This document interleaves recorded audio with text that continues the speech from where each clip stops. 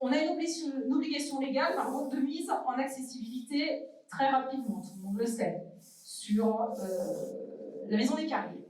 L'épicerie a cessé. Il y a eu un transfert de la bibliothèque dans la maison Meunier. Et le restaurant scolaire est également à mettre en accessibilité. Florence évoquait tout à l'heure la problématique de la desserte du quartier du Pinet. Ce quartier reste aujourd'hui, bien sûr, comme elle vous l'a cité, longuement exposé, inachevé. Et au fil des années, les constructions se sont imbriquées les unes aux autres, sans cohérence urbanistique, engendrant des difficultés que nous connaissons tous aujourd'hui. Faut-il rappeler que les Monts d'Or, dont fait partie Saint-Didier, représentent le poumon vert de notre métropole. Nous voulons également un urbanisme raisonné et adapté à la demande de nos concitoyens.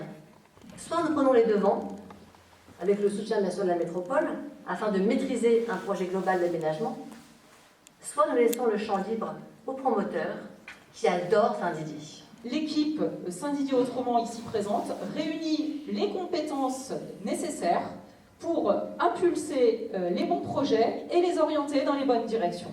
Ce que nous voulons et ce qu'il faut pour l'avenir, c'est protéger. Protéger Saint-Didier, c'est valoriser la nature, le patrimoine.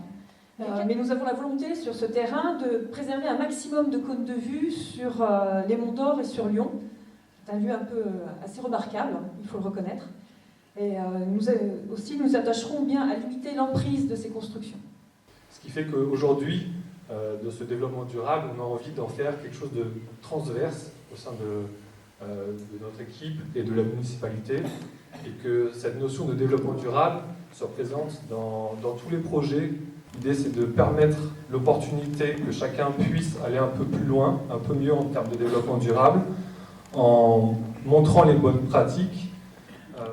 Également, des améliorations de l'aire de jeu de la Goye, qui est située juste derrière le City Stade, avec la mise en place, alors c'est plus côté parents, fauteuils, chaises longues, pour éviter de s'asseoir sur les petits rondins en bois, et puis un petit peu d'ombrage pour les enfants sur le côté jeu, et sur les mêmes parents pour éviter d'être en plein soleil et de fondre.